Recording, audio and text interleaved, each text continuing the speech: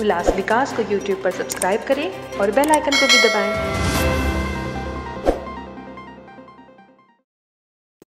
कल्याण लोकसभा से उद्धव गुट की प्रत्याशी वैशाली दरेकर ने अंबरनाथ में चुनाव प्रचार के दौरान सांसद श्रीकांत शिंदे की मिमिक्री की थी, जिस पर पलटवार करते हुए शिंदे ने पूर्व मुख्यमंत्री उद्धव ठाकरे और वैशाली दरेकर की आलोचना की।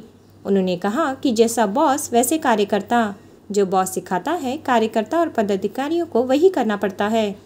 उन्होंने आगे कहा कि चुनाव समाप्त होने के बाद उनके पास यही काम रह जाएगा। शुक्रवार को पुसमा संगठन के सेमिनार में शामिल होने के बाद सांसद डॉक्टर श्रीकांत शिंदे ने कहा कि सीटों के बंटवारे को लेकर महायुति में किसी प्रकार का विवाद नहीं है। वरिष्ठ नेताओं द्वारा चर्चा के बाद आगामी 2 दिन में बीजेपी, शिवसेना और राष्ट्रवादी की सीट शेयरिंग घोषित की जाएगी। बता दें कि पुसमा अर्थात private unaided school management association द्वारा शिक्षक सशक्तिकरण कार्यक्रम के तहत कॉन्क्लेव 2024 का आयोजन किया गया, जिसमें बिना अनुदानित निजी स्कूलों के शिक्षक शिक्षिकाओं को टीचिंग स्किल बढ़ाने को लेकर मार्गदर्शन दिया गया। इस सेमिनार में शामिल हुए सांसद शिंदे ने मीडिया से बातचीत करते हुए कहा कि राज्य की 48 सीटों में से बीजेपी के नेतृत्व वाली महायुति 45+ सीटें जीतकर मोदी जी के हाथ मजबूत करेगी। बघा, मला वाटतं जसा बॉस असतो, बॉसला मी त्यांची चुकी मानत नाही की बाबा त्या ठिकाणी उभे राहिलेले आहेत, त्यांना माझ्या शुभेच्छा आहेत। पण जसा बॉस वागतो, जसा बॉस शिकवतो, तसं बिचारा कार्यकर्त्यांना, पदाधिकाऱ्यांना करावं लागतं। आणि त्यांनी आता तेच काम धंदे जे आहेत ते त्या ठिकाणी मिमिक्री करण्याचे प्रत्येक सभेमध्ये जे आहे ते त्या ठिकाणी सुरू ठेवलेले आहेत। आणि मला वाटतं ही इलेक्शन झाल्यानंतर तेच काम त्यांच्याकडे जे आहे ते उरणार आहे।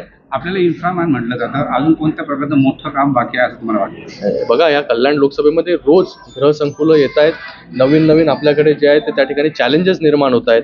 आज जरी आपण इन्फ्रास्ट्रक्चर मोठ्या प्रमाणामध्ये डेव्हलप केलेलं आहे, पण भविष्यामध्ये पाण्याची व्यवस्था जी आहे ती या ठिकाणी या सगळ्या शहरांना मोठ्या प्रमाणामध्ये भेडसावणार आहे।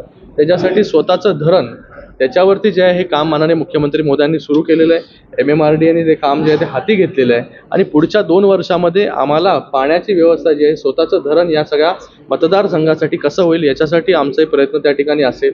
आणि त्याचबरोबर कम्युटेशनचा वेळ म्हणजे प्रवासाचा वेळ अजून कसा कमी करता येईल त्याच्यासाठी आमचं काम असेल। मला वाटतं जागेचा तिढा आता जास्त राहिलेला नाही आहे। त्या ठिकाणी 2-1 दिवसामध्ये जे आहे या सगळ्या गोष्टी मार्गी लागतील आणि सगळ्याच्या सगळ्या जागा ज्या आहेत त्या ठिकाणी भारतीय जनता पार्टीच्या असतील किंवा शिवसेनेच्या असतील आणि राष्ट्रवादीच्या असतील या त्या ठिकाणी जाहीर होतील आणि त्या ठिकाणी महायुती जे आहे पुन्हा एकदा मोठ्या बहुमताने जे आहे ते त्या जास्तीत जास्त जागा ज्या आहेत मला वाटतं 45 पेक्षा जास्त जागा ज्या आहेत महायुती या महाराष्ट्रामध्ये जिंकेल आणि पुन्हा एकदा मोदीजींचे हात बळकट करण्यासाठी महाराष्ट्र जे आहे हे त्या ठिकाणी पुढाकार घेईल। ठाणे आणि कल्याण अधिकृतरित्या कधी उमेदवारी डिक्लेअर? मी तुम्हाला सांगितलं 2 दिवसामध्ये ज्या या सगळ्या गोष्टी मार्गी लागतील। सीट डिस्ट्रीब्युशन, सीट शेअरिंगचा विषय आहे, त्याच्यावरती वरिष्ठ पातळीवरती चर्चा चालू आहे। रिपोर्टर आकिब शेख, कल्याण उल्लास विकास। उल्लास विकास को YouTube पर सब्सक्राइब करें और बेल आइकन को भी दबाएं।